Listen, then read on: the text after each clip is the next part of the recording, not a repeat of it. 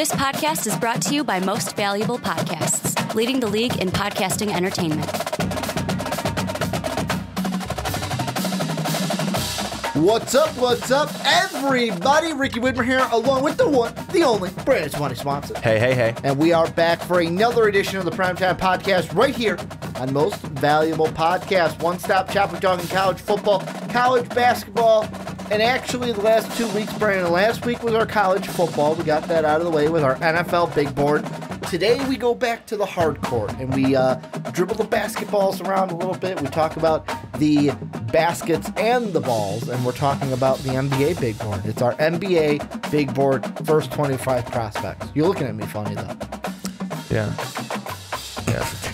I am. I'm still trying to comprehend what you just said a couple of moments ago. You know, sometimes I say stuff that it's just how it comes out of the mouth. It's just how it comes out. It's just that it came out, actually. Sometimes it does that. But if you are new to the channel, a little bit of housekeeping for you. First off, if you want to support what we do, check out patreon.com/mostvaluablepodcast. Number 2, you want to go to mostvaluablepodcast.com. That's where we put everything each and every day so you guys can get it, whether it's on the audio side, whether it's on the video side, it's all there at mostvaluablepodcast.com. Number 2, you want an MVP t-shirt. That link is also down below in the description. And last but not least, if you can go on iTunes, Apple Podcasts, give the Primetime Podcast a 5-star rating. It would mean the world to us. But Brandon, it's our NFL big board. How we do it. It's the our NBA. NBA big board.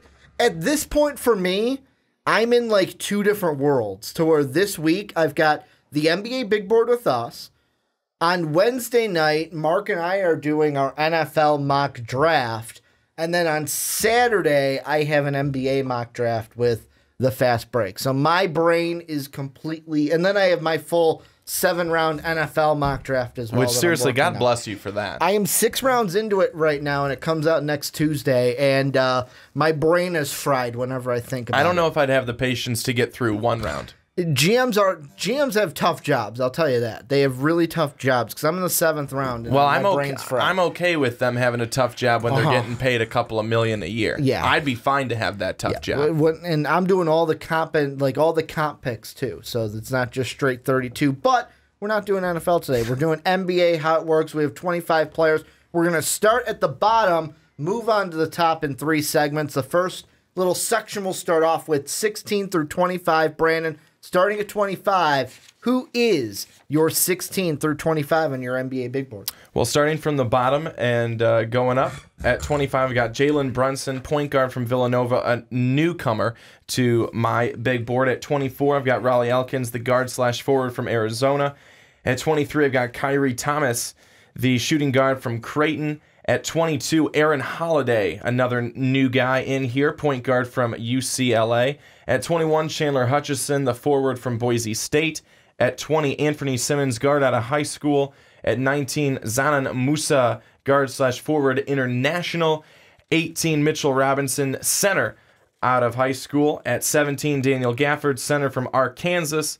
And 16, Troy Brown, guard/forward from Oregon. Well, and moving right into my top 25, it's funny because you left off with him at 16. He starts mine at 25. Troy Brown, the forward from the Oregon Ducks. Then at number 24, this is a player that on, the 8th would have been yesterday, which would have been Sunday. I got a tweet because Mike 2K tweeted at me and Most Valuable Pod saying, put some respect on the name of this next player because he's now the Wooden Award Player of the Year, Jalen Brunson from Villanova. Then at number 23, Aaron Holiday, guard from UCLA. Number 22, high schooler, the guard, Anthony Simmons. Number 21, the forward from Missouri, Jonte Porter. Number 20, Gary Trent Jr., guard from Duke. Mitchell Robinson, the center from high school. He is at 19. Kyrie Thomas at 18, the guard from Creighton. Number 17, Daniel Gafford, the center from Arkansas. And then at 16, Zanan Musa, the forward from overseas, the international prospect. And Brandon, the first one I want to talk about is the one that Mike 2K was talking about, to put some respect on that name because he now joins that club, the same club that Buddy Hield now is in, the upperclassman to win that Wooden Award just Wooden Award. I was going to say Wooden Award Classic, but that wouldn't have made sense. Just the Wooden Award. What are you thinking with Jalen Brunson? You had him at 25, I had him at 24. What were you thinking when you put him at 25? Well, what I was thinking when I put him at 25 is that, I think that some people will say 25. I mean, you're putting him at 25, and then that means you're assuming that he's going to be going in, that first round, and you're saying that he's going to be one of the best players, that he's one of the best top 25 players. Where I think that you could make an argument that Jalen Brunson is, especially when you look at how important he is to Villanova and how important he's been to the run that Villanova's had the last couple of years, and part of 2 championship teams with the Villanova Wildcats. So you look at him and you look at his stats. 19.1 points per game. He is shooting 42% from 3. He's averaging almost 5 rebounds, assists per game. And then you look at, what his size and his athleticism are. Now, he's going to get a knock for having average size and average athleticism. But I think if you look at him and some of the things that he's able to do for his team, with some of the moves that he has around the basket, I think are very impressive. Being able to kind of do that fake, then that jump back, and just I'd be able to just pop that shot, and he's almost making it every single time. And I said jump back, step back, sounds a lot better, but there's a lot of really crafty things that come with the game of Jalen Brunson, and it's too hard, I think, to overlook everything that he brings. Yes, he's not going to be your typical guy in the NBA, but what he's going to add is he's going to add depth for a team in their backcourt. He's going to be someone who's going to be able to come into the NBA, be on a team, and I think make a difference for them. Maybe it's not going to be as a starter. Maybe it's going to be as a sixth man. Maybe it is going to be as a guy who's coming off the bench. But as we've seen in college basketball with who they had coming off of the bench for Villanova, I think that when you have a guy like DiVincenzo coming off of the bench like that, you can have the same type of thing in the NBA. And if Jalen Brunson's a guy who could give you something, I mean, the 30 points that DiVincenzo gave you was absolutely outstanding. Now, is Brunson going to do that? Maybe not, but you add in 15 points on a night or 17 points, 5 assists. That's impressive. I think that's why Jalen Brunson, he's got too many really good things about him.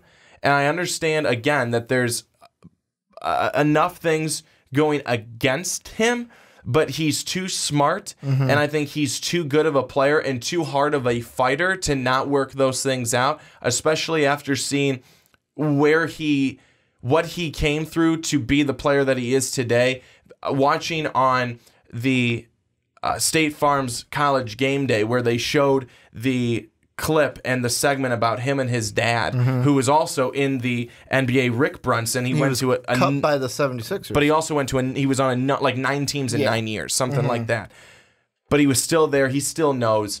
He still had a taste of it to be able to talk to his son, but then him working with his son and just pushed him all the time. Jalen Brunson does not have a quit mentality. He's going to have a I can do it and I will do it mentality, which is why I think I have him here at 25 and why I think he'll make it in the NBA. Well, and that's why for me he's in my big board. And it's kind of the same thing what you were saying, where you're like, oh, well, big board, you're saying he's the 24th best prospect in this draft. And for me, yes, that's true. For me, I have him at 24, you have him at 25. However, how I really think it's going to play out, because the way a big board goes is it's not just straight, okay, these are the best prospects. Some teams throw need into it as well. For example, like Golden State, they're not going to draft a point guard. They're not going to draft like the next Steph Curry because they already have Steph Curry there. But for Brunson, I feel like anything after 20 in the NBA draft, he is going to be a great pick for a team, because I kind of think it almost as the same thing,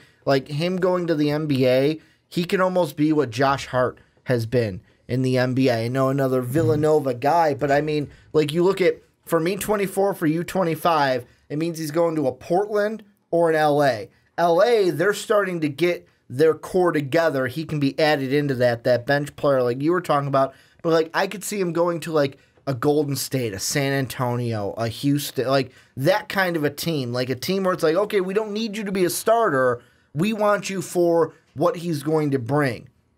Yes, he's got the skills, but the thing I love the most is that I don't quit mentality with that experience being that junior coming out. He's not going to be like your one and doneer at the top. He's that guy who I have experience. I'm going to come out with a little bit more of a level head and be able to use that. And whatever role you want me to play, I'm going to play that role and I'm going to work towards that role. And that kind of plays into that experience. Plus, like you were saying, that I don't quit mentality when it comes to Jalen Brunson. And Jalen Brunson's also a great teammate. I mean, you can watch him in any game, even when he's on the bench, and he's kind of he's pointing out things. He's telling guys, different things. He's cheering guys on from the bench. And Jay Wright said that he is the smartest guy in the program, even smarter than the coach. Look at the game against Michigan. He only played 28 because of the 4 fouls he had, but he was still engaged in the game from the bench. Because he's a great teammate. Yeah. And I think that for Jay Wright to make the comment and the statement that that Jalen Brunson is the smartest player and smartest person in the organization, and that includes the head coach. If a guy like Jay Wright, if a head coach as classy, as basketball smart head coach like Jay Wright is saying that about a guy, I find it hard to believe that guy is not going to continue to succeed wherever he goes. Now, again, is he going to be that stud player? Is he going to be that DeAndre Ayton and go and be the top player on your team? No, that's just not going to happen. That's not the type of player he is. But he's going to be able to be a fit for an NBA team, and I think fit that role very well. He's got too many really good skills. He's a great 3-point shooter. I think he's really, solid down around the basket with his craftiness. So it's those things that's going to make Brunson a great, I do believe, bench player in the NBA. Could he be a starter? Maybe. But I think he's probably going to be more well-suited for a bench player that's going to be a very involved bench player for an NBA team. Now, the next guy I want to move into, kind of moving away from Brunson a little bit, is another guy who doesn't have that experience, but he's a guy to me that the only reason he's in my big board and in this top 25 is because of the injury that his brother had happened to him this year, and that's Jontay Porter. For me, had him at number 21.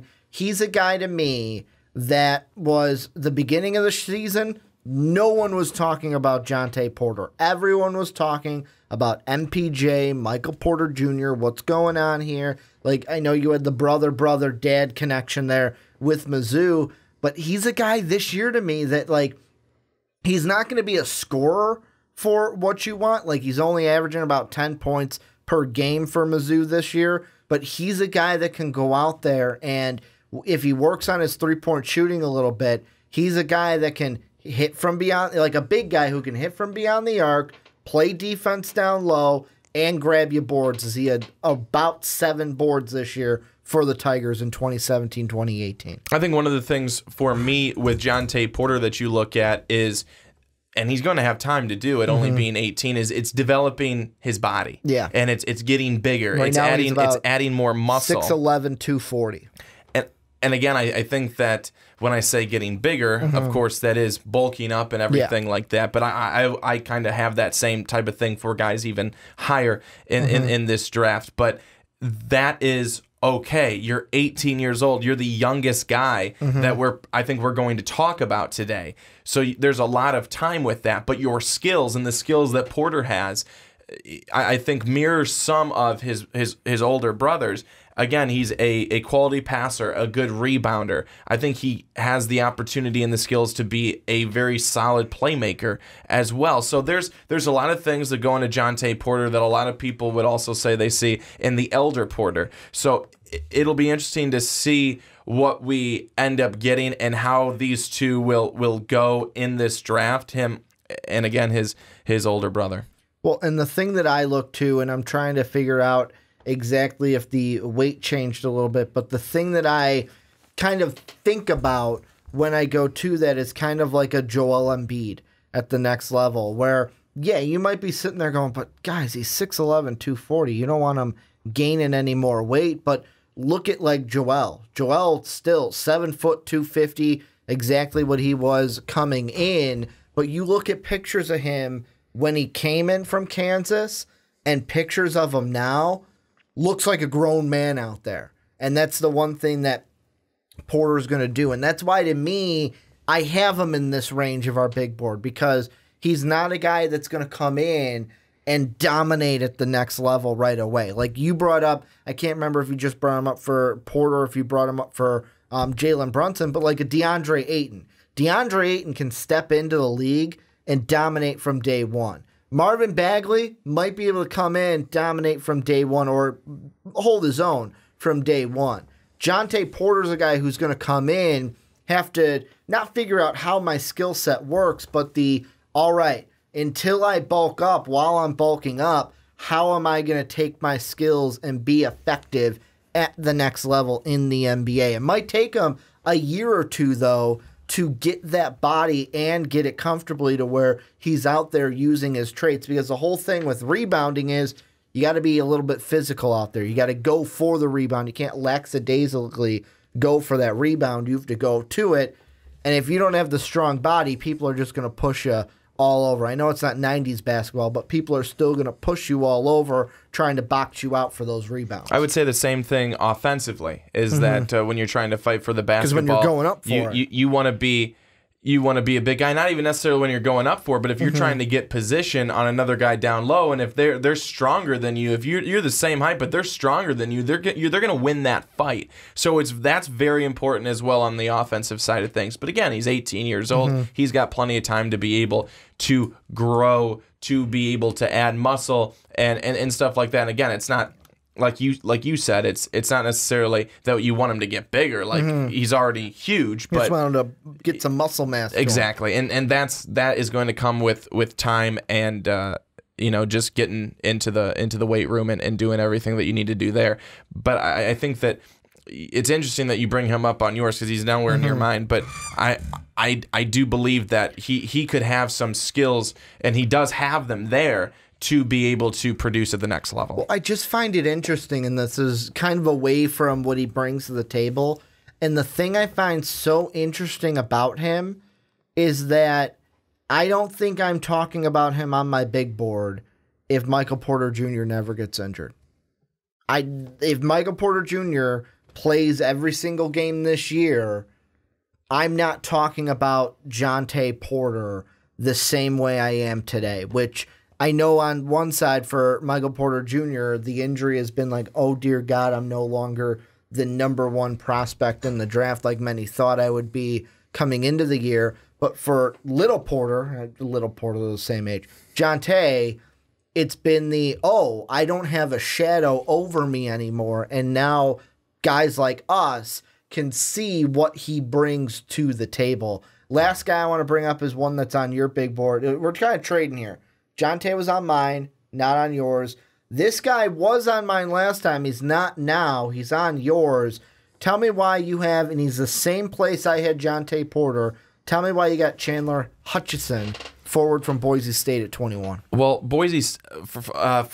Boise State, Chandler Hutchison, I just completely screwed up how I wanted to start that off. But what he was able to do is he actually controlled the basketball, and he was in on the scoring, I think, for a third of their possessions. So he was a huge focal point for Boise State. He's got a well-rounded game, attacks the rim on straight line drives, off the ball threat, and attacks the defense. Those are all things that you want to be able to see in a scorer. Those are all things that you want to be able to see in a guy who's going to be able to go out there, not just score, but also play some defense as well.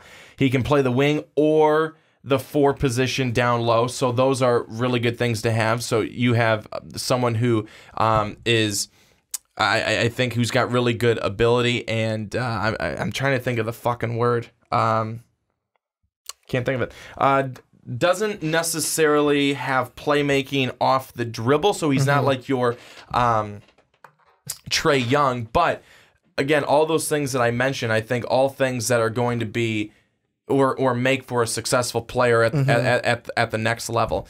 I'm still trying to think of that dang word. It's not. It'll come to you. It's don't not. worry. Maybe it'll come to you when I'm talking. Usually that's what happens to me. No, I'm trying. Yeah, I know, but I'm trying to think of it. But go ahead, Ricky. Because say what you have to say. Those are the thoughts I have on Chandler Hutchison. Here's my biggest problem with Hutchison. And it kind of goes to almost the same thing we were talking about with John Tay, where I'm sitting here going, like you said, oh, he can play the 3 or the 4, his versatility. That's it. Is that the word? Is that the one you're looking for? But to me, at the next level, I don't know if I see that versatility. And the reason why is, like a guy like John Tay that we talked about, he's 6'11". With a guy who's 6'7", just under 200 pounds, I think at the next level, Hutchison's going to be a guy to where it's like, okay, in small ball lineups, he can play the 4. In regular lineups, he's going to be a 3 at the next level, to where I feel like because of his size being 6'11", and 197, instead of like if he was more of a John Tay, like that 250, 6'11" size, then he would be more slotted at the 4. I think he's going to be more at the small forward position, the 3, maybe out on the wing. He's going to be a guy that can still drive, get to the line. He'll shoot from 3. Like you said, doesn't have the playmaking, but could be a spot-up shooter on the outside from the 3 as well. But he's still going to do rebounding, assists, and points for you from the 3 spot. And like I said, maybe the 4 in small ball lineups. I mean, a guy who had 20 points per game, about 8 rebounds per game. I mean, that's someone that you want to be able to have on your team if he's going to be able to keep that up. That's a playmaker right there. And again, maybe not so much off the dribble, but that's something that you could improve. That's something that you could get better at. But again, when you're talking about a guy who's got a well-rounded game, that's good. That's also what you want to look for, because you don't just want a shooter. I mean, that's many times when we've talked about Trae Young. A lot of people, some knocks with him is that he is just a shooter, and if it's not going for him that day, well then get him off the floor, because it's not going to work for you. But that's some people. Yeah. But I think that again, it's where if you have everything, if you can drive, if you can shoot, if you can play defense, if you can attack the defense and find holes in the defense, if you have good vision on the court, those are all things that are going to really make an NBA player. And if you have that now and you continue to develop it then, you have yourself a guy who, again, not a huge name, you're not at the top, but you can become a big name. You don't need to be in the top 5 picks to be able to act like a top 5 player when you come to the NBA. If you're a starter for your team and you're able to add to your team's success and be a reason why they win, that's all that matters. It's all a team cares for. They don't care then when they took you in the draft. I think that's a big point too. Is that we look at these DeAndre Aytons and everybody like that. Is DeAndre Ayton most likely going to pan out and be one of the best players? Yeah, probably, but you never know, and that's why. And I always talk about that too. I didn't think Ben Simmons was going to turn out for jack crap, but he has turned out to be a really, really good player. So you never know. But I do think that Hutchison is a solid pick for any NBA team. Well, and two of the things that I was kind of thinking about as you were talking there was, number one, like when it comes to Hutchison, he's not going to be a guy that, like when you were saying the Trae Young stuff, the thing that I thought about was he's not going to be that guy that, okay, go stand in the corner and we'll kick it out to you for a 3. He's going to be a guy that's active, can drive in, can get fouled, go to the line. That was one of the positives on his draft profile, is that it's not his free throw percentage, it's his free throw rate. And he was averaging just above 7 attempts from the line at Boise State this year, which plays into why you have 20 points per game, especially when you're making 5 of 7 of those for a 72. Might want to bump that up a bit, but hey, I'm going to be a nitpicker there. But the second thing I thought about is, like you said, where we talk about the guys at the top, like, oh, these can't miss guys, but there have been guys that have, and I'm going to use 2 that are kind of like really up there, like not your typical ones that have kind of broadened out and have been like stars in the NBA. You look at Jimmy Butler, who was 30th overall. You look at Draymond Green, who's a guy who He went in the second round, went 35, and he's actually a guy, I don't know if you've actually watched the video of this. I know that we have on the Fast Break where he did an interview once, and they asked him, do you know every player drafted before you? And he can name all 34 players in order that were drafted before That sounds him. like Draymond Green. I would expect nothing less. Because he's one of those guys that's like, all these 34 went above me. I'm going to prove you wrong while I'm better than every single one of them. But I think what's important and what kind of speaks to the point that I brought up was that Draymond Green I think is crucial to the success of the Warriors. If they didn't have him, they'd be a different team. Exactly. And they would have been for years in the past. So it doesn't necessarily matter where you go. We talk so much about, oh, this one's going to be 1, or who gives a crap? If you're 1 or if you're 4, I mean, who cares? If you're 17 or if you're, 29, it doesn't matter. And especially with these guys down here at the bottom of our big board, it's them getting fit on a team that works for them. Who knows? Maybe one of these guys could go to I know they're outside the top 25, but they could go to a Golden State. They could go to a Minnesota, a Oklahoma City Thunder, a San Antonio Spurs team, a team that's in the playoff hunt, and they can help that team. That's kind of what these guys are looking for. They're not going to a starving franchise that is at the top. But I want to know what you guys think. Let us know down below. What do you think of our 16 through 25? Let us know who you guys would have in this bracket. Let's move on, though. 6 through 15. These guys we're moving up the big board closer and closer to that top 5. Brandon, we'll start with you. Start with your number 15 guy. Take us all the way to 6.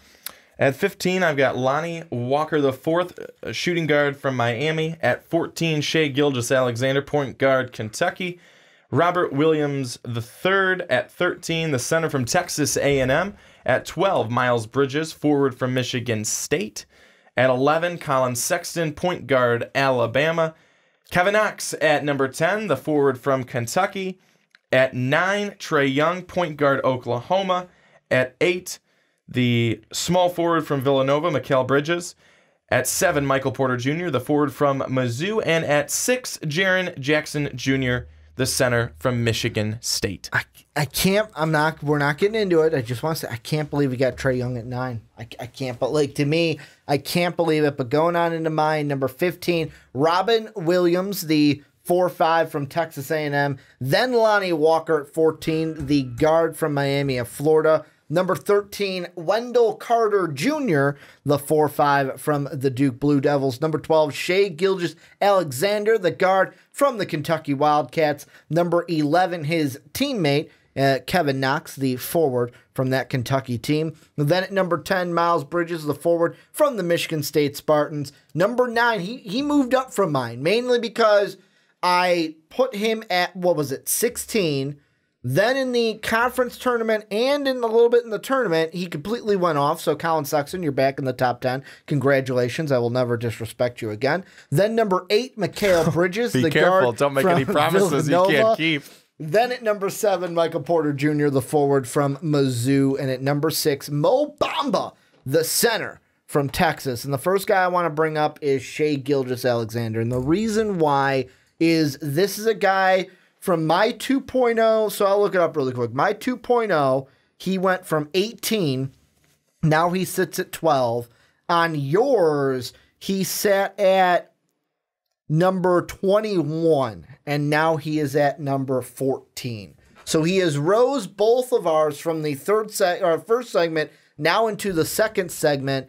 The thing I want to ask you about him is he's a guy who had a really strong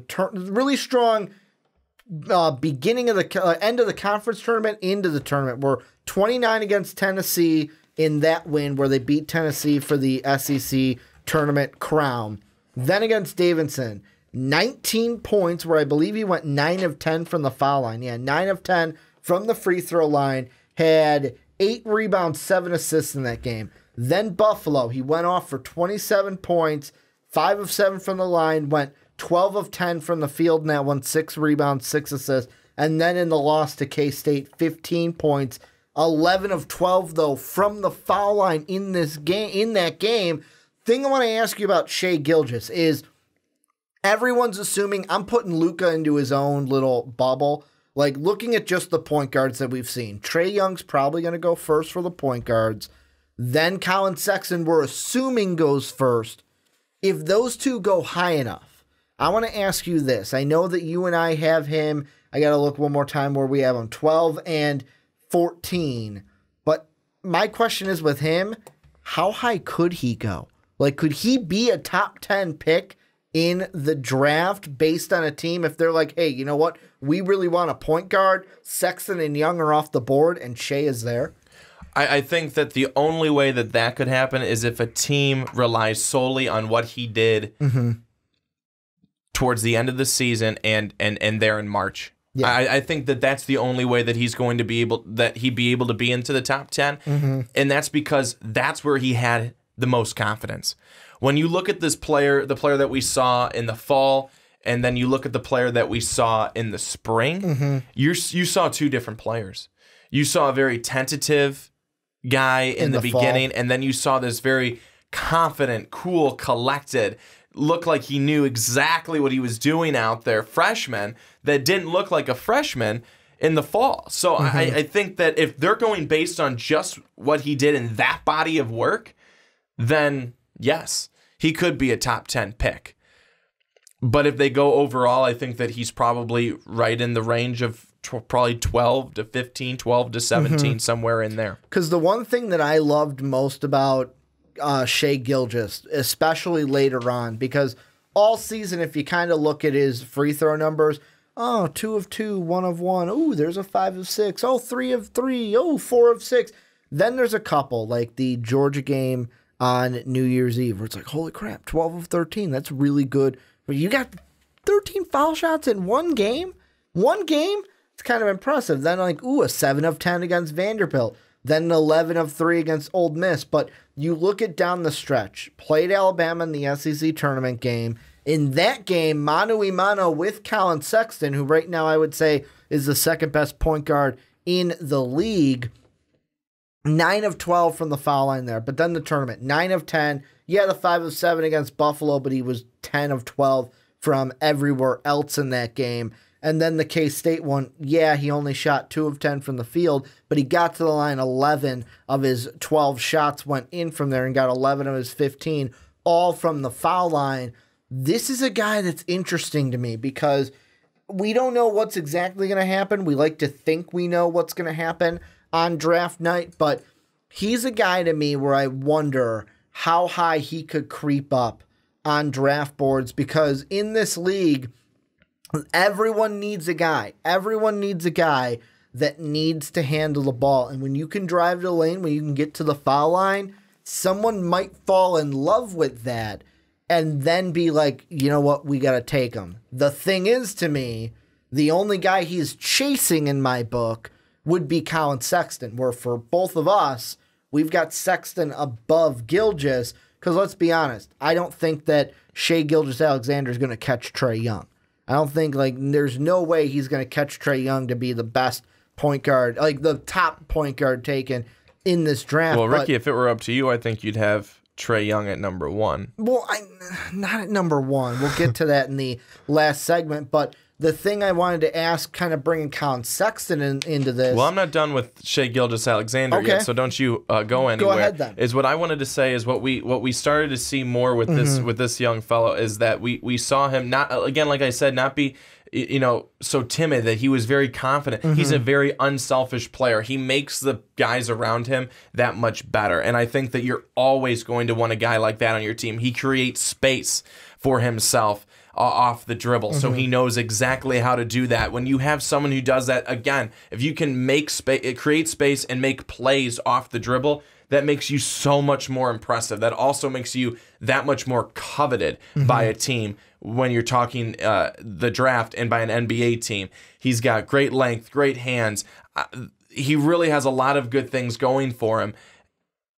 And again, I think those things started to come out more as the season went along. Again, you didn't see all those things from Shai Gilgeous-Alexander at the beginning of the year. Which is what we see with one-and-done players. Well, most likely that's what you're going to get is you're going to kind of have them start off. They're going to, be all right, but then they start to feel it and they get in a groove and you just go. And he just went. And a lot of these things I think is because he got his confidence going, and we saw him become the player that he is right now, which is really kind of fun to see that progression, obviously as a freshman. But I'm always impressed that guys with guys that are making their teammates that much better. Not every player does that. Not every player does that. You wish they did, but he does. And this is also a guy who's small. He's 6'6", 180. That's what they have him at, 6'6", 180. It's like, oh my gosh.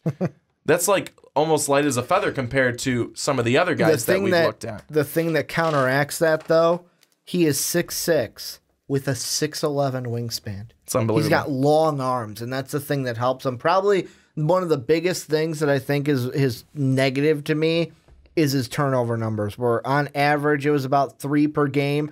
But like you even look at some of them. In that K-State game, 5 turnovers, 3 in the one against Buffalo. He had games like Florida, which is a better defensive team, 5 turnovers. You had 4 against Ole Miss. You had 4 against Texas A&M. You had 6 against South Carolina. And that's, to me, where that's the thing he's got to work on at the next level, taking care of the basketball and showing off those good things to where, like you said it, creating space.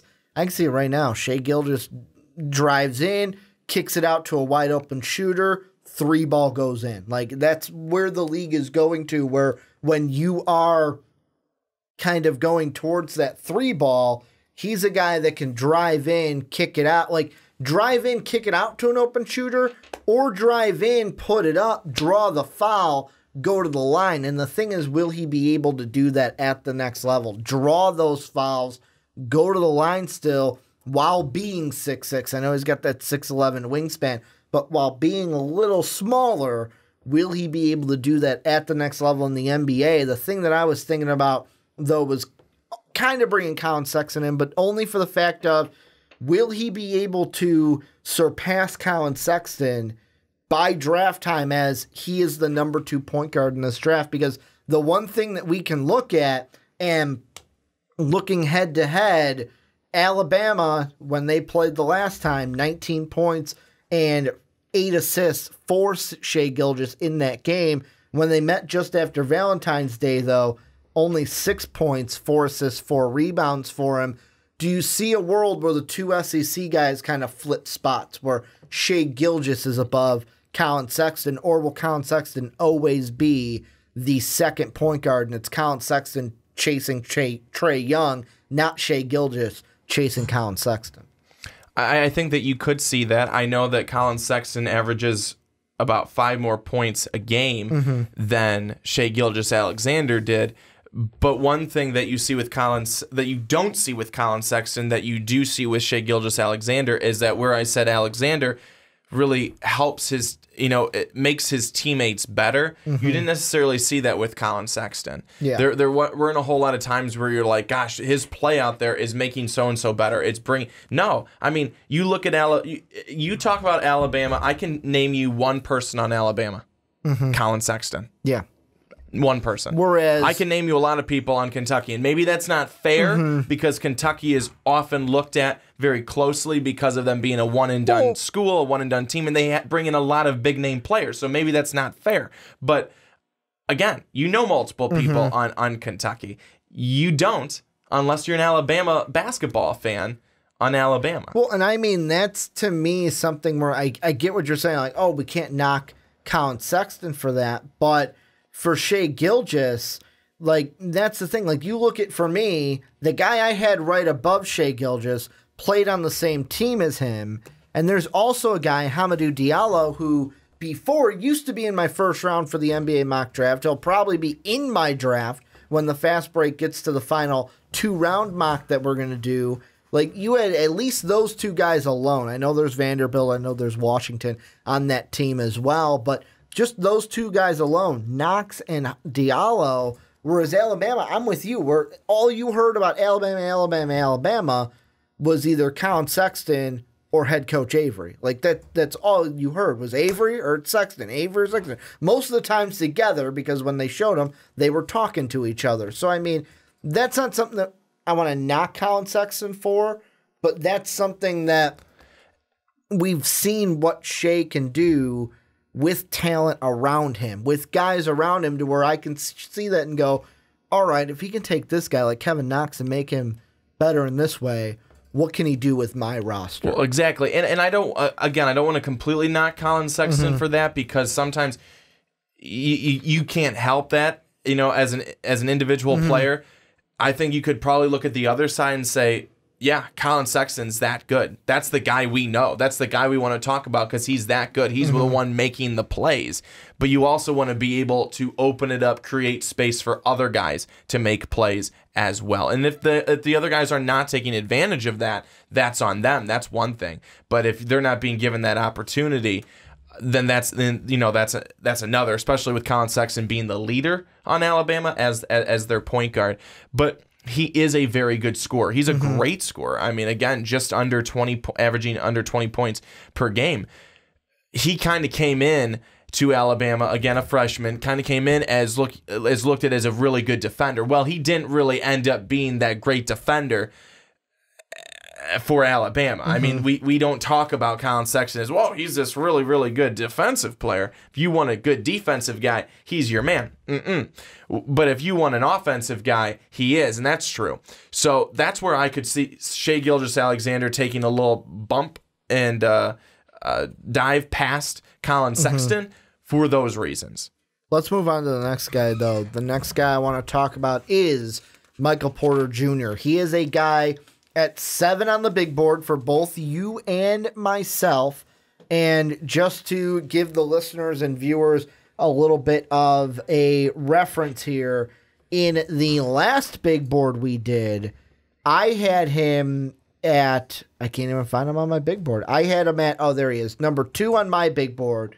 You had him at number 5 on your big board. He has now fallen out of the top 5 for us because, like, the people out there that have said, like, oh, he played duty in the last 2 games. Well, all right, it wasn't the Michael Porter that we were expecting.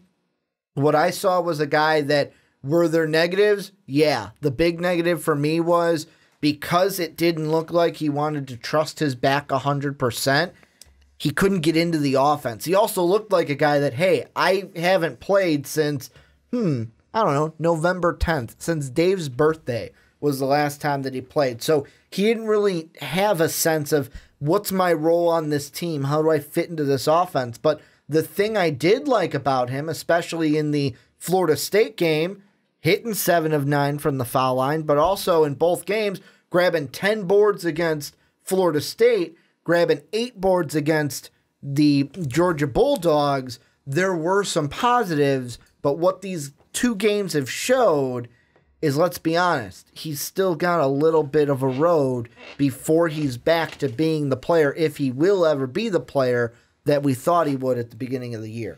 Yeah, he dropped for me because he's not fully healed. I mean, he is not fully healed like he from even that. Said he was at, what, 65% when he played that Georgia game? And that's great. You're being tough. You're trying to go out there. You're trying to help your team. But for the most part, you didn't. For the most part, you didn't. I mean, you did have one game, I think, I can't remember which one it was, where you had some decent stats. When you look at it, you have a double-double. That's no one's going to... That was the Florida State game. Yeah, I thought that's the game it was. No one's going to shake their head at that and go, well, you did nothing. No one's going to do that. I mean, if they are, forget them. But you're not fully healed. You didn't play all that well in the games that you returned. You're going to now have to, for the NBA Combine, you're going to have to really impress there, and you're going to have to show that you are fully healed. No one, I'm probably not accurate in saying this, but no one is going to want you as badly as they did before if you're not. Because no one wants to go out and right away get damaged goods. If you know that somebody has not fully recovered from an injury, if you know someone has a lingering back injury, I don't get excited and go, oh, I want them right away. No, you don't. I don't care how well they played before the injury. I don't care how good they were before the injury. That's what you could have had. This is what you'd be getting. And if he cannot fully recover from it, and sometimes you cannot, but if he's only ever going to get to be 90% is his new 100, or 80% is his new 100, you do have to move on. And I'm not saying that that's going to be the case. I'm kind of being the really downer, the Debbie Downer over here. But you also have to be realistic. If he's only able to get to one spot and can't get over that, like, you know, physically, that's where you're at now. However good you were is how good you were, not are. So those are big key things. But I think that he's a great three-point shooter. He has great ball skills.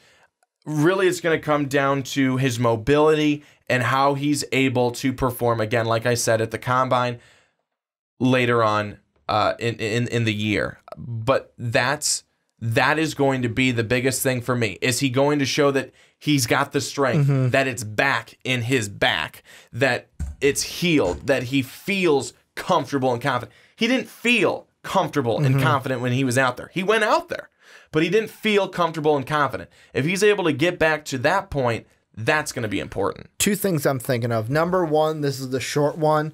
There's only one way he goes number one in the NBA draft. You want to know what that is? Sixers win the lottery. If the Sixers win the lottery, he will go number one. Because what have the Sixers done the last 2 years? They've taken damaged goods. They've taken damage. Like Joel Embiid coming out. We were like, oh, you don't want him. You don't want him. All the injuries he had in Kansas. Sit for a year, Joel. Sit for a year. Ben Simmons coming in. Oh, you don't want him. He's damaged goods. I remember you on podcast. He's going to be a bust. Oh, I'm so pissed because I wanted him to be. I really did. Because I had said it. I wanted it to come into reality. It's okay. Just like me last year, I was all on the Lonzo's better than Markelle train.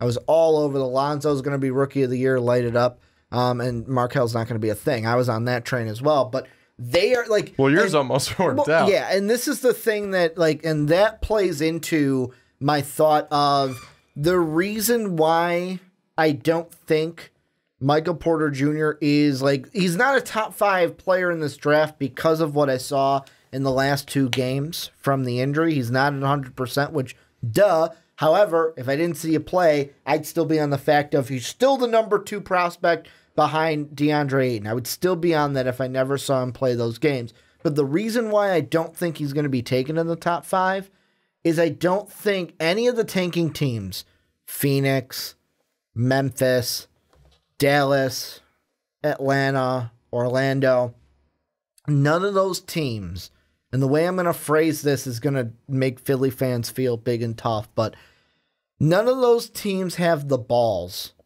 to do what the Sixers have done. None of them have the balls to say, we're going to draft this guy. He ain't going to play for a full year. He's going to be on the pony. He's going to take a redshirt year, take a full year to get fully healed and get ready for the NBA. No team in the top 5, I would say right now, has that much confidence to do it. Because the thing with Philly, like, yeah, they're good right now, and I know this is kind of getting into fast break territory, but I want to mention it anyways because it relates to Michael Porter, is if this was last year's draft, he'd be going, like, if Philly had the number 2 and Ben Simmons was gone, Philly would take Michael Porter. Because they'd be like, whatever, we're just going to sit him. Because they were like, you know what, we don't care how bad we are, we're going to be good one day. And no team is going to do that. That's why I feel like right now, where does he go? And I feel like a thing is, it's how far does he fall? That's the thing I'm thinking right now. Yes, he has the combine. He can prove us at the combine, hey, I am healthy now, and everything can be erased. If he's 100% healthy, shows what he's capable of, all right, this conversation never happened, he is back. But if that doesn't happen, he could be the one that could fall for me. Where it could be like, 7th best. Oh, but he went 10th overall. Ooh, he went 9th overall. Ooh, he went 11th overall. I'm not saying like he's going to fall really far, like out of the lottery, but he's a guy that could fall a few spots if that combine isn't up to par or up to where we want to see following what we saw in the conference tournament and the national tournament. Well, I think that just a lot of teams, they're not always willing to risk it to get the biscuit because those GMs, they like their jobs. Well, Sam Hinkie's fired. He was the trust the process guy. You know, I think that there's a lot of that, though. There's a lot of that worry and that speculation that, hey, I know what this guy can be. I've played it out in my head, but my owner wants to win now because we're in an age of we have to win now. We got to make money. And there's so many teams that need to win now and want to win now because of just what you said. They need to put fans in those seats so that they can make the money to be able to go out and get big name guys in free agency when they're free agents so that they can go out and get the LeBrons and have them come to their team so they can win now. You know, but not every GM is willing to do that. And not many people are willing to get a guy, let him sit for a whole year, and then be able to come in. They want to get a guy who's going to produce right away. And I get it. I see both sides, and I don't know where I would fall, but there are also some owners who kind of just put it in their GM's hands and say, do it, go, go. I'm with you. You know, and even if they have to go through like some Jerry of the rough times. Well, we see how that worked out. Yeah, I'm with you. Go ahead and take Ken Griffey. It's not his prime? Yeah, just take him. Wait. Just go and trade for him. It doesn't matter how bad we are because we still sell out games. All right, do whatever you want, Garpax. Like, there are owners like that as well. But let's move on into the last guy because we are getting a little long in the tooth here. This is our longest segment so far. Robert Williams. This is a guy for me. I had fall a little bit. The only reason I really had him fall was because guys jumped ahead of him. That's usually how it works. He's a guy that I had at 15. You have at 13, pardon me. What are your thoughts on Robert Williams coming into this draft? Well, I think Robert Williams, when you look at Texas A&M in the run that they had, which I thought was really, really nice, especially with the way that they were able to go out there and beat North Carolina. Defensively, they did a really good job. Offensively, they were just perfect. They were perfect. And I think Robert Williams was a big part of that. I think that you look at a guy who can go up, you're looking at a guy who can go up and really get any 50-50 ball up there. He's got the size, he's got the length, I really think, here at 6'9", 240. This is going to be a solid player for any team. I think his jumper needs to get better because I think anywhere outside of 8 feet, it could be a question. But I think this is an overall pretty well-rounded guy. And again, I just kind of look at, I don't want to say completely, but I looked at what he did in the tournament, and I thought it was good. And one thing that really kind of highlighted his tournament for me was that big dunk that he had wide open, kind of cherry picking in the North Carolina game, and just slammed it down. And that kind of put a cherry on top of things. Now, here's the only thing that kind of, I don't want to say bugs me, what's the word I'm looking for, worries me when it comes to Robert Williams, and that is the three-point percentage. And the reason why it worries me is he's a guy he's got a wingspan of 7'4", but he's a guy to me that's not tall enough to be a 5. A team's not going to draft him to be a 5. He's probably going to be a 4, a very tall 4, maybe not a very tall 4, medium 4 maybe, on the taller end, if any, at the next level. A medium guy on the taller end, yeah. Yeah, he'll be in between it. But, like, I look at it because he's 6'9", and I look at two guys. I'm comparing two guys that are ahead of him, and you've got Wendell Carter, who both you and I have him ahead of Robert Williams, and Jaren Jackson Jr., or Triple J as Dave likes to call him. And these are all guys. Robert Williams is about an inch shorter than the rest of them. They all have similar wingspans, with Wendell Carter's being an inch shorter than Triple J and Robert Williams III.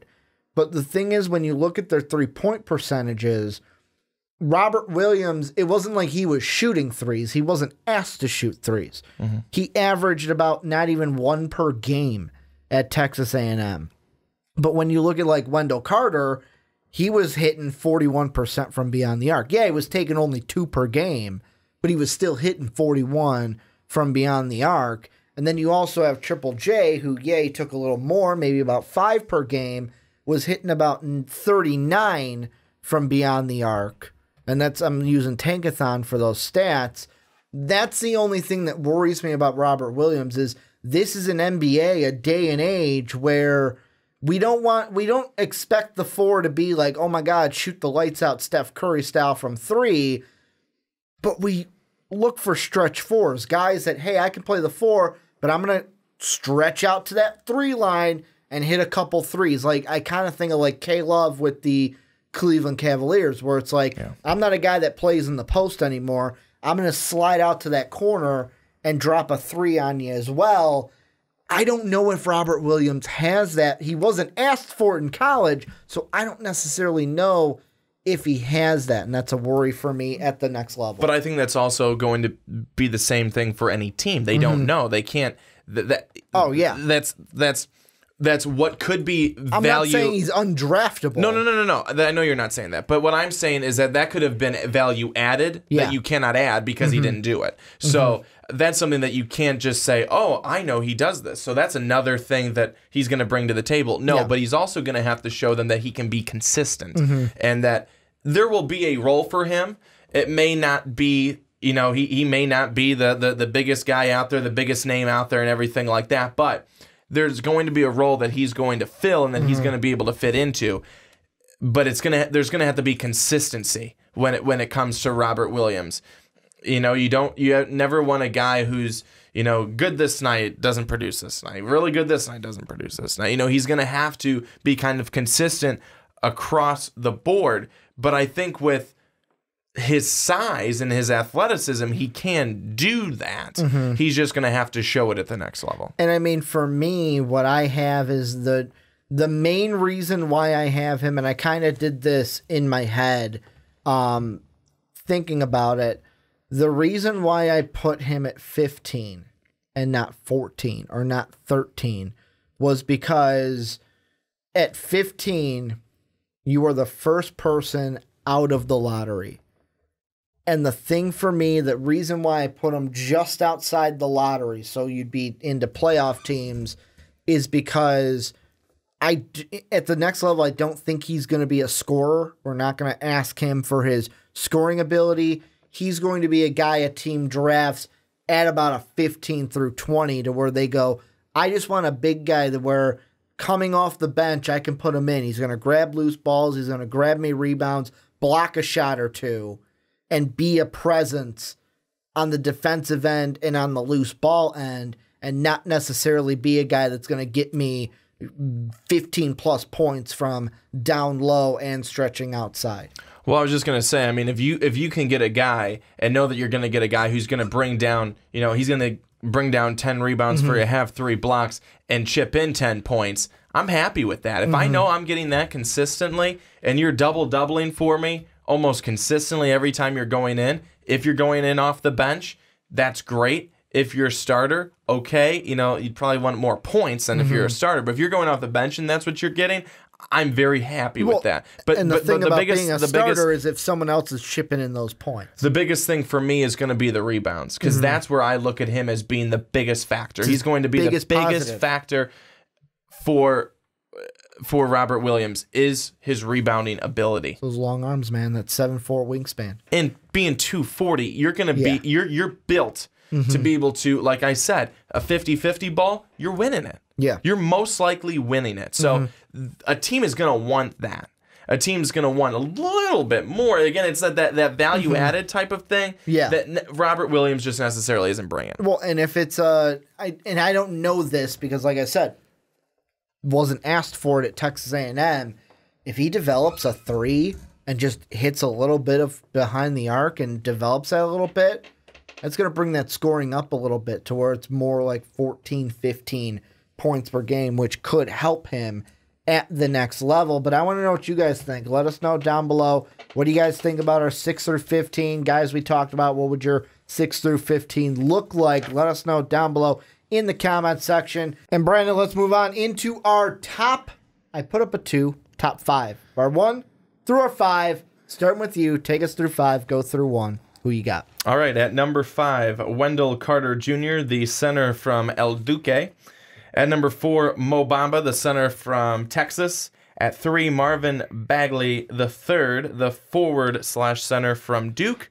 At number 2, Luka Doncic, the guard from Real Madrid. And at 1, DeAndre Ayton, center from Zona. And going right into mine, at number 5, Triple J, Jaren Jackson Jr., the forward from Michigan State. Then at number 4, Trae Young, the guard from Oklahoma, Boomer Sooner. Then number 3, Luka Doncic, the guard from overseas, the international player. Then Marvin Bagley, the forward center from Duke. And then DeAndre Ayton, the center. Well, center says he wants to be a 4 in the NBA from Arizona, DeAndre Ayton. One thing I want to ask you before the 3 that we've already picked that we want to talk about. This will be really short, but I just want to ask you why. Why is Wendell Carter in your top 5? Well, because I think that you look at everything that Marvin Bagley's done. Wendell Carter's done just the same, if not more, than Bagley has. I mean, I think that there's a lot of people who have said that Wendell Carter actually could be better than Marvin Bagley and was better than Marvin Bagley. Do you believe that to be? You obviously don't believe that to be true. I don't necessarily believe that to be true, but I do think that he does deserve enough to be up there. Everyone wanted to talk about Bagley, but also in the game against Kentucky in the tournament, when Wendell Carter was starting to get into some foul trouble. Kansas? Kansas. When he started getting into some foul trouble, it's like, oh boy, there's another one on Carter. He's going to have to come out. He came back in and boom, automatically made an impact. So it's guys like that where you look at and you see how much they mean to their team. And I look at everything that he does, his body of work. He's a very polished scorer. That's the thing we love to say in the college world. It's all about your body of work. He's a polished scorer. He spaces the floor nicely. I think he's a really good player, and I think that he could be a top pick. God, it's not even football season. We're saying body of work. I thought I wouldn't be able to hear that until football season. But okay, let's get into the 3 we're going to talk about. I said to ask you that because, Wendell Carter for me, where did I have him? I had him at 13. That's why there's a huge gap for Wendell Carter between your big board and my big board. Like I said, a lot of times when I'm doing my big board, it doesn't make necessarily any sense why I put anyone anywhere. I just kind of do because of how I'm feeling. It's all about truly, it's like how I'm feeling that day. It's all about who you like and what they've done for me lately. It's all about who you like, who you don't like. Let's talk about one guy who is polarizing, and that is Trae Young. And the reason why Who's he? The reason why he's polarizing is because you either love him, you hate him, and it has nothing to do with his attitude. He's not a Grayson Allen style. That's basically what I was saying there. So he's a guy, his team, Oklahoma, only had 1 tournament game since we last seen him. In the conference tournament, Oklahoma State, they lose. He scores 22 points, goes 7 of 21 from the field, 5 of 11 from 3. In their only tournament game, they lose to Rhode Island. He hits 50% of his shots, goes 9 of 8, scores 28 points, hits 3 of 9 from beyond the arc. Did you say 9 of 8? 9 of 18. That's what I meant to say. You're always there to catch me. And then he had, 5 rebounds, 7 assists in that tournament game. You had Trae Young outside your top 5, but I wanted to save him for this segment because I had him in my top 5. And if Ricky wants to do it, Ricky will do it. Well, no, it's one of those things where, I didn't want to talk about Mo Bamba in the last one because I had him at 6. We hadn't got to him in yours yet. So that's why we're going to, spoiler alert, talk about Mo Bamba later in the segment. What are you feeling about Trae Young? Because I'm feeling anyone who looks at that Rhode Island game and tries to use it as a negative is absolutely crazy to me because it wasn't a necessarily negative for Trae Young that his team, whenever he passed the ball to him, turned it over. Well, I actually, and I even wrote it down here on my sheet, is that the Rhode Island game to me showed how good of a player Trae Young is and how much he means to his team. So now a lot of people would kind of knock on Trae Young within the Big 12 that he's because just they shooting said it from half court. Not necessarily, but that the fact that once they saw him, then they saw him again. They were able to really limit what he was able to do because they knew him. They knew him. They knew what he was going to do Big 12. and everything like that. Big 12, they were finally able to capitalize on shutting him down. Yeah. But and we saw it in that tournament game. That game was super close. It was a great game to start the day off with on that Thursday because that was the first game of the tournament. It was the very first game of the tournament. I watched it at work. I mean, I did about nothing for those 2.5 hours. Too. Let's be honest, though. I was like mad. I didn't do much of anything that Thursday or Friday. No, I let's be honest, I didn't either. But you're not really supposed to. I don't think they know production goes way down on those 2 days. Naturally. But anyways, so Rhode Island, a team that's not in the Big 12, that had not seen Trae Young, struggled to guard Trae Young, and Trae Young had a very good day. Now, did he do a whole lot from? I think it was like. Gosh, how long was it? He hadn't scored from like the 10-minute mark in the first half until sometime midway or late in the second half. Yes. But once he got going, he wasn't just scoring from the field. He was making it count at the free throw line. And I think that was huge. He was drawing the fouls. And he was the reason they got, let's be honest, he was the reason they got back into that game. Otherwise, Rhode Island would have been able to run away with it, and that would have been that. But again, Trae Young brings so much to a team. Trae Young and his driving ability, his court vision, his ability to make plays off the dribble. I think it's outstanding.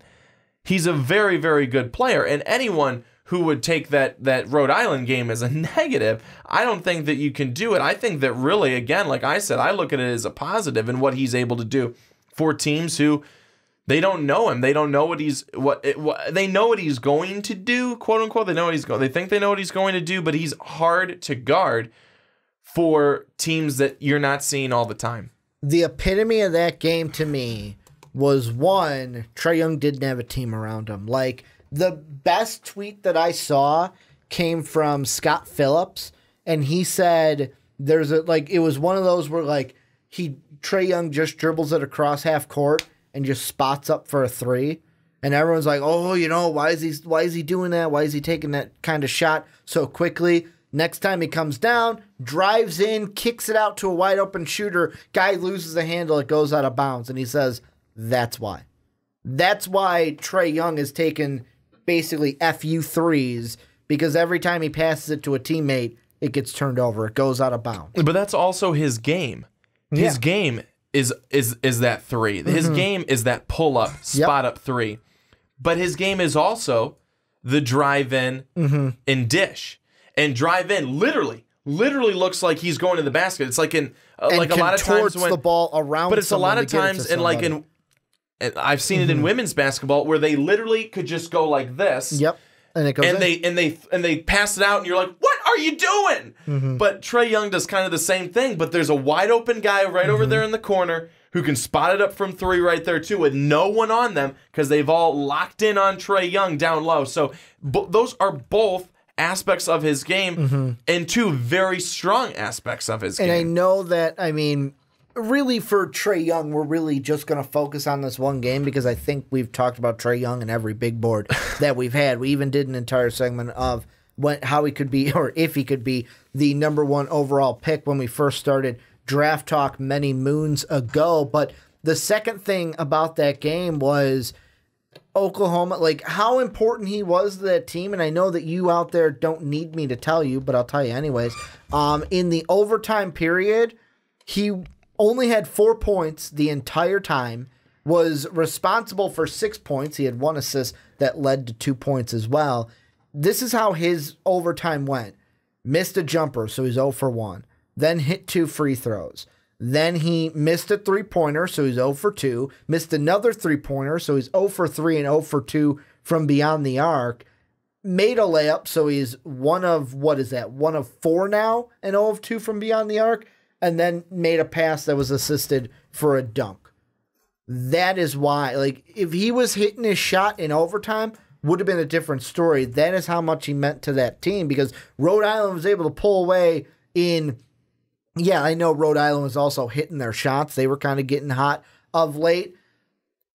But without him hitting his shot, Oklahoma had nothing. Oklahoma had no answer, like you had said earlier, and the overtime period just kind of put the period on that one. Yeah, absolutely, it did. But I think that what other people would say then is Trae Young a clutch shooter? And hold on, because I know you'll want to dive in there, but is Trae Young a clutch shooter, or is he just a 3-point shooter? And when I say that, what I mean is, does he have it in his veins that he wants the ball at the end of the game, not just because he's going to put a shot up and wants to put a shot up, but because he's going to have it go in? Or is he just the guy who comes down and he's your 3-point shooter, but he's not your clutch shooter? Trae Young to me, and I'm gonna answer your question by not answering yes or no. Trae Young to me, I think he's neither. He's not a guy that is just gonna volume shoot from 3. He's also not a guy that I'm the clutch 3-pointer, put it on the line. He is a guy to me that I know many moons ago I said, I don't compare him to Steph Curry, but I'm going to compare him to Steph Curry in a way. Not anything with ability, just with look at Steph Curry. Early on in his career was not what he is now. It took adding the pieces of Clay, of a Draymond, of a now Kevin Durant around him. Trae Young will need the same things at the next level. He will need a team around him. You're going to have to give him guys like a Klay Thompson who can be a spot-up shooter from beyond the arc and be a defensive player for him. You got to give him a guy down low that he can trust. You got to build a team of players around him, because if you just draft him to put it all on him, you're just going to have what happened at Oklahoma. Like, if it is all on him, no. He's not LeBron James. He's not Michael Jordan. He's not that player that is going to say, he's not Russell Westbrook, basically. He's not James Harden, is what I'm trying to say. But I also think you could probably also say, too, he's not Steph Curry. Steph Curry is a clutch shooter. Mm-hmm. And but he's one guy you didn't name, because I think you really want to compare him to Steph Curry and say you give him the pieces, you give him the pieces, and he can be Steph Curry. I don't think so. I think he'll still be a good player, but he won't be Steph Curry. And if for nothing else, because Steph has it through his veins, he wants that ball. He's going to be the clutch shooter. He's going to end that game, and he's going to win it. I'm going to say 2 points. First off, I agree with you only because Steph was a clutch 3-point shooter in college. He was that in college. Now, is that something that Trae Young can, the thing that is so different about Trae Young to Steph Curry, bringing that into it, is Steph Curry at Davidson still had a decent team around him to where it was like, yeah, I'm going to shoot, I shoot threes, but it's not all on me. Whereas Trae Young from the beginning, and it could have been the hype level that we put up early in the season, that could have attributed to it. But to me, the one thing that needs to change with Trae Young at the next level is he can't just be a volume 3-point shooter. He can't just be 3, 3, 3, 3. And I don't think he will. I think if he gets the right coach, they're going to rein him in. And I'm not saying that Lon Kruger is a bad coach at Oklahoma. He's good. I'm just saying at the next level, he needs that coach that's going to teach him and be kind of learn to pick your spots with that a little bit better. And the thing is, he does I like the ability he has from beyond the arc and his ability passing to find open shooters.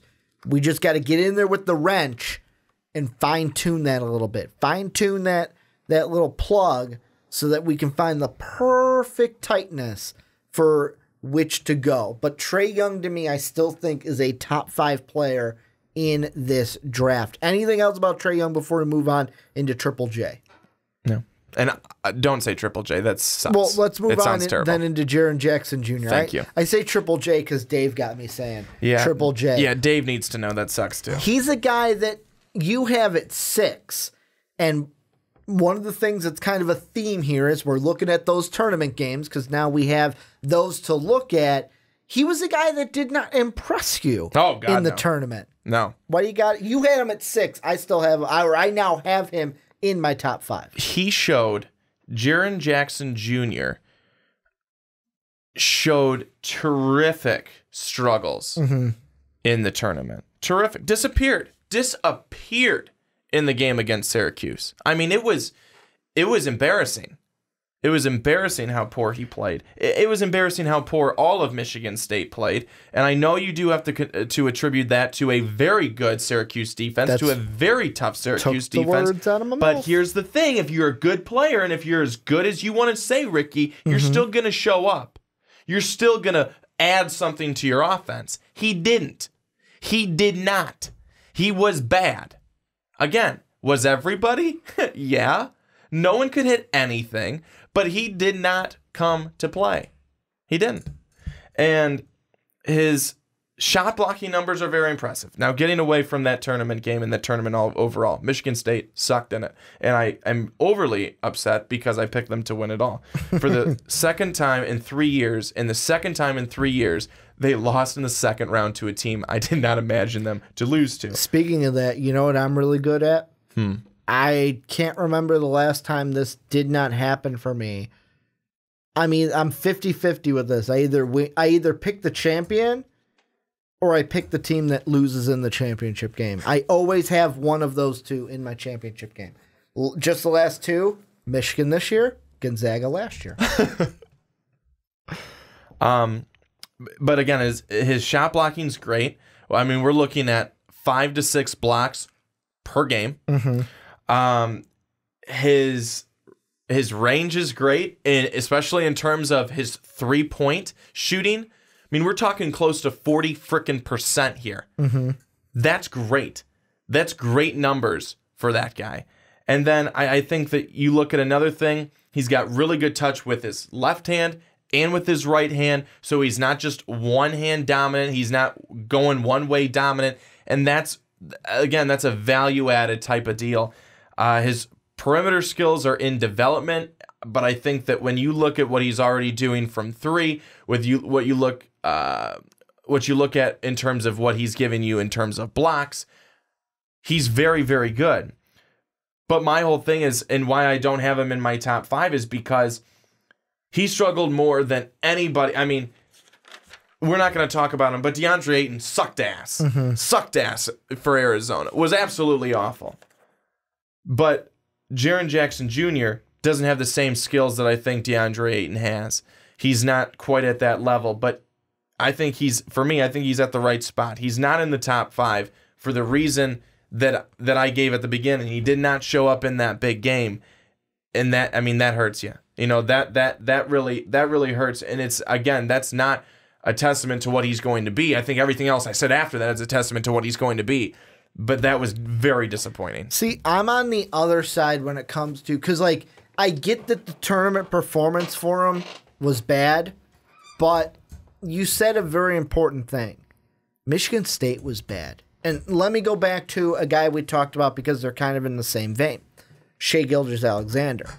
It's very easy to play with confidence when your team is also playing with confidence. Kentucky came into this tournament before they played Bruce Weber and the Thundercats.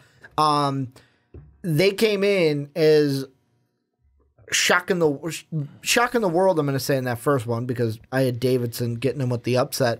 But then after Virginia lost to UMBC, everyone talked about them coming out of that second weekend as favorite to the Final Four. Easiest road to the Final Four. You're going to possibly get, you look at it this way, beat Kansas State, you get a Loyola team in the next round, a Loyola team, and then you go to the Final Four. They had the easiest round. That's not the point, though. The point is, when a team comes in confident, when you've got players playing well around you, it's easy to get confident as well. Not taking anything away from what we talked about Shai Gilgeous, just bringing that into it.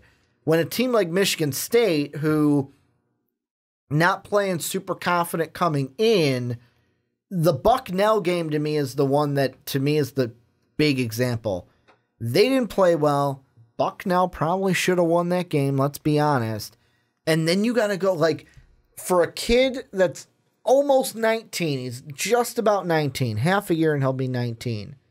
going up against Syracuse. I believe that's the only time, let me see, the only time you've seen Syracuse all year. That zone can be intimidating, especially when you're not confident coming off of a bad game yourself. You basically have one day in between to shake it off and forget it. The thing that I look at with Jaren Jackson, why I have him in my top 5, I look at all the tools that he possesses. Can hit from beyond the arc. He's a guy that's got a 7'4" wingspan. He's a guy that can get turnovers, run the floor, and either pass it to a teammate or dunk it home. He's a guy that can play well defensively down low. That's a guy where I look at the tournament games and I go, he was young. He was young, and I'm not looking at Jaren Jackson. Well, that's such a BS thing to say, because who cares that he's young? Here's the thing. We know that these guys are freshmen, but they move into the NBA after let me that. Finish. They know where they're going. Let me finish. I'll bring back in Shai Gilgeous. Shai Gilgeous plays a position where what I want from my guard, I want him to be a finisher. I want him to be that guy that is going to, games on the line, balls in my hand, I'm either going to drive in and score, I'm going to shoot the 3 and score, I'm going to kick it out and score. Whereas Jaren Jackson Jr. at the next level to me, he's more of a, I'm looking at him more for his defensive prowess, and offensively, kind of like what we're looking right now with Robert Williams, where can he develop that? The 3 is already there. We know he can do that. It's just pulling that offensive potential out of him and looking at that defensive potential going, that's what I want at the 4. That is what I want from Jaren Jackson. That's why, to me, he's in the top 5. I wouldn't be surprised if he goes in the top 3, depending on who wins the lottery and who falls in that top 3. I guess I just think that, again, I'm looking at him based on everything else that I said after the disappointment. I think 6 is a very reasonable spot to have him. Other people may disagree, but I could care less. He's what they easily think. top 10. But I think that, we can't say we really can't say that he's young, because we're already looking at these one and done guys as grown men adults. Grown men adults, they're going to be NBA ready.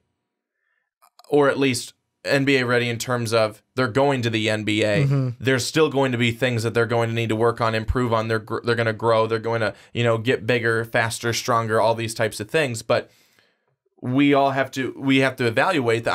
I don't necessarily know if a scout's going, well, he's young. No, he's going for the NBA. He's a man.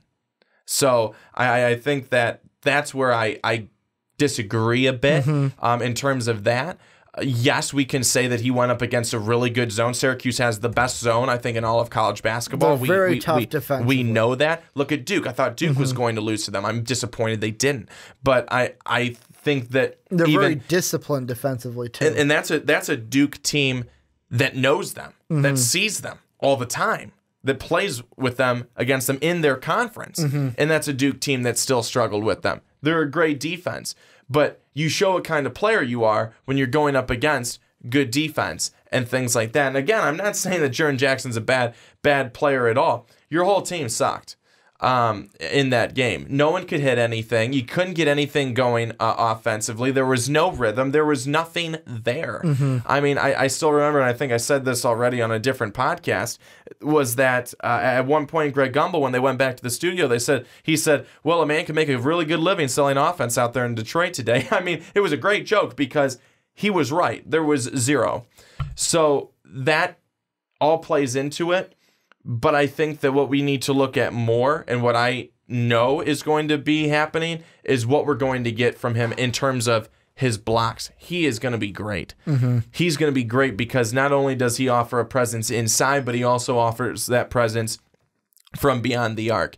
I think that he's got some really great skills when it comes to that. I think that, again, him being able to drive, left or right, is great. It's huge for him. It's going to be a lot for any team that's going to draft him and pick him up.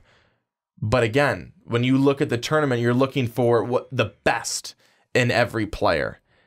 You're not always going to get the best in every player, but you're looking for their best. That's hopefully when they put it on display, and he just didn't. But let's move on into the last guy that we're talking about, and that is Mo Bamba, the 7-foot center, standing tall at 7 foot, 7'9" wingspan, 216 pounds from the Texas Longhorns.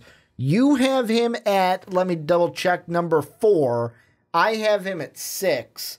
What are you thinking? Why you got Mo Bamba in your top 10? Because top 5, because he was in my top 5 last time, had him just fall out this time. Well, because I think that he is a huge difference maker and a huge factor for any team. So he obviously has the size. He's a monster defender at the rim. I mean, I remember a number of times when you're like, Brandon, come over here.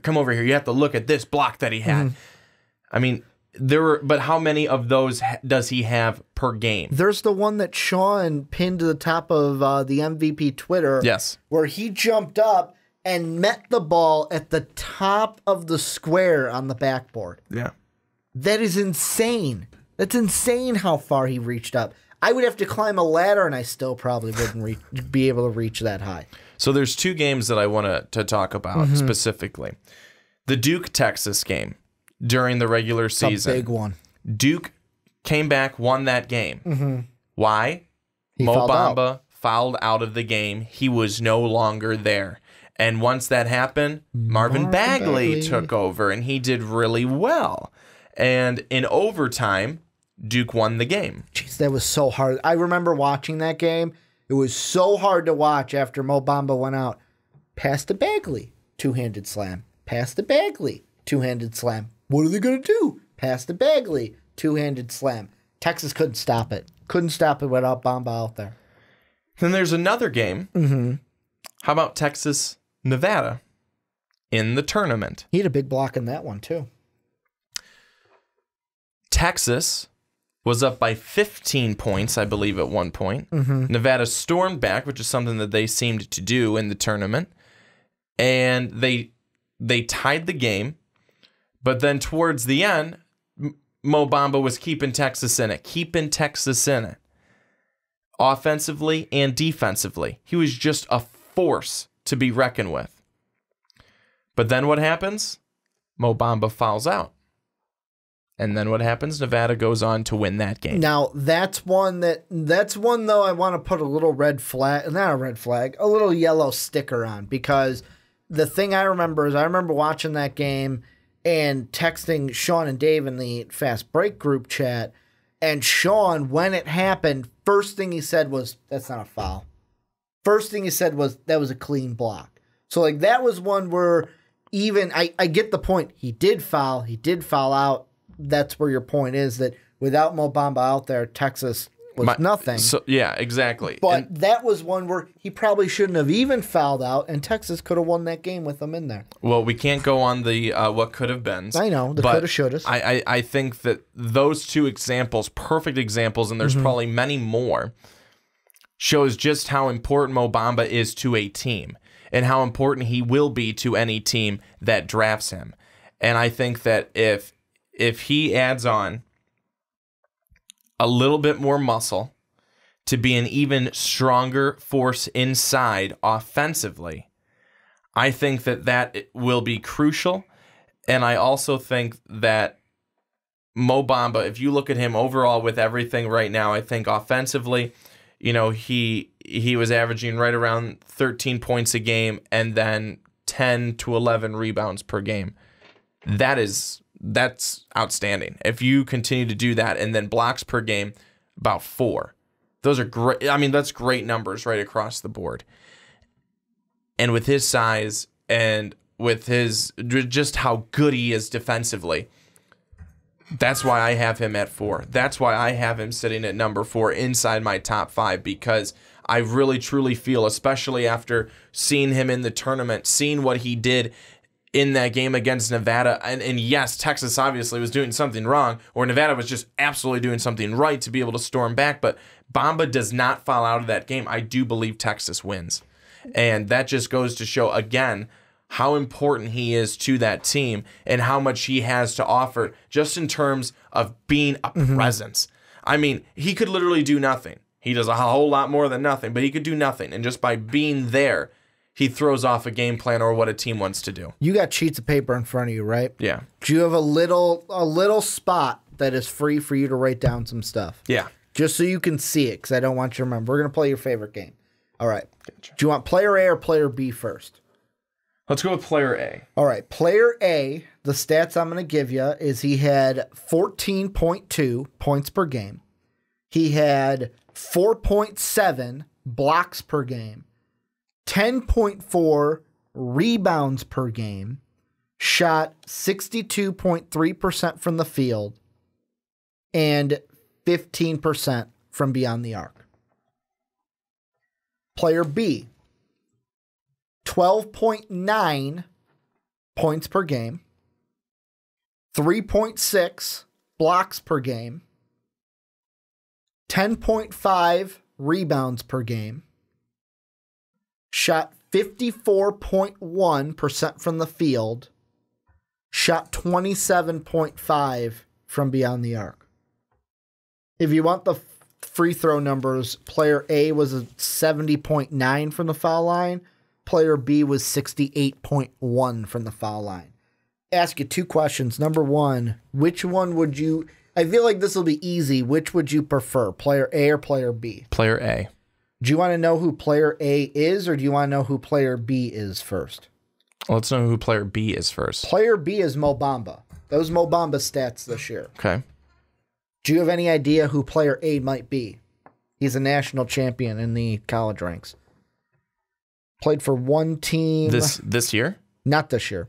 2011, 2012. So he won. His team won the 2012 national tournament.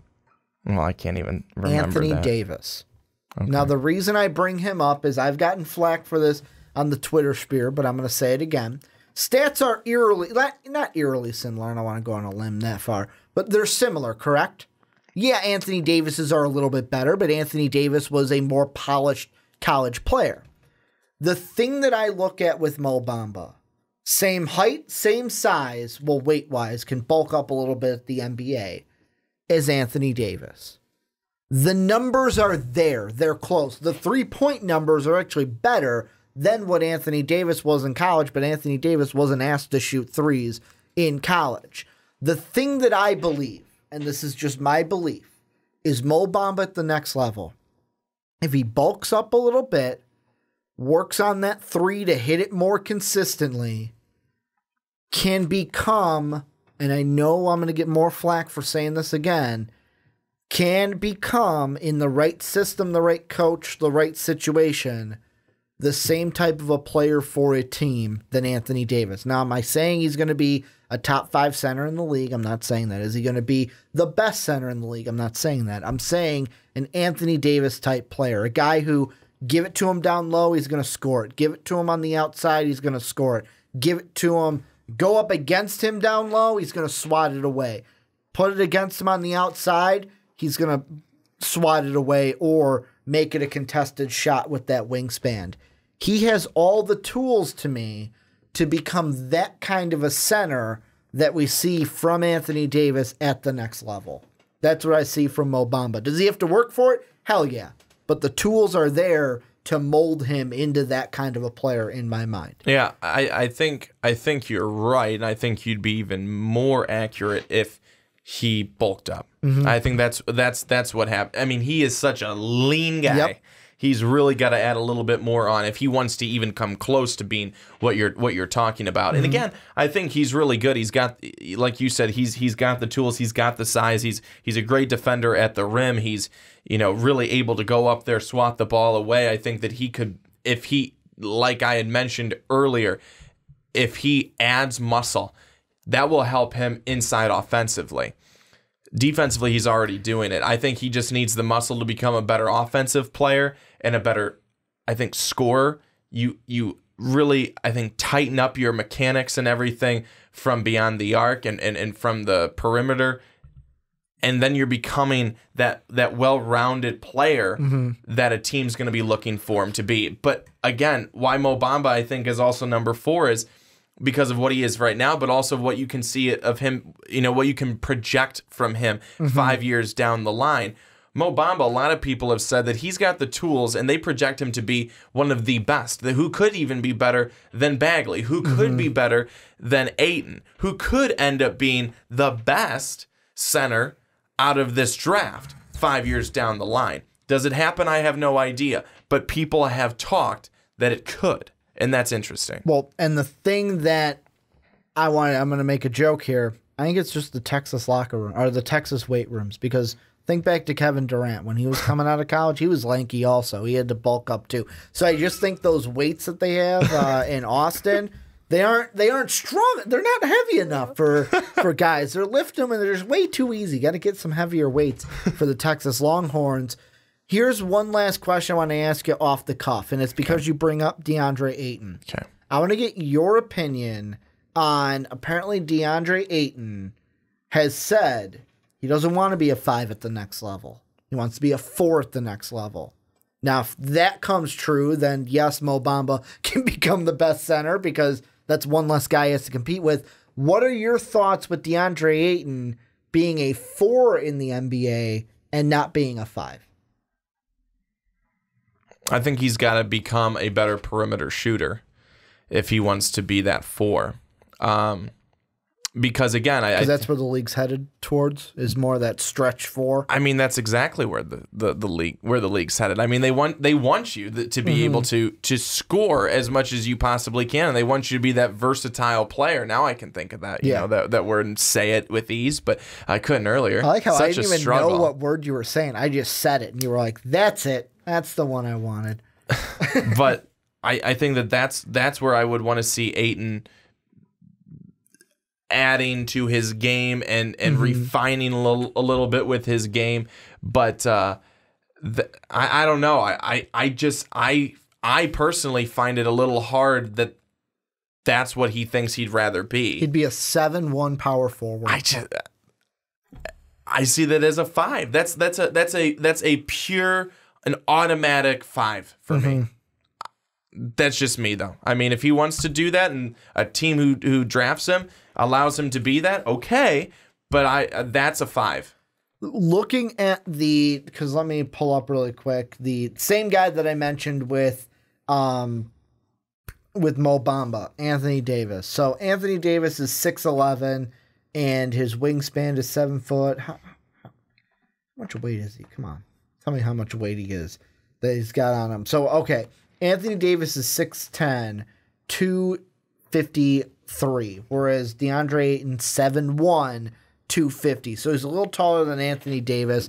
I can maybe see DeAndre Ayton like not being just a 4, but if he wanted to like Anthony Davis, where it's like, all right, I'm a 5, but I can move over and play the 4 if you need me to, or I can in certain packages move over to that 4. But that was one I heard too, and I was like, a 7'1" power forward, like.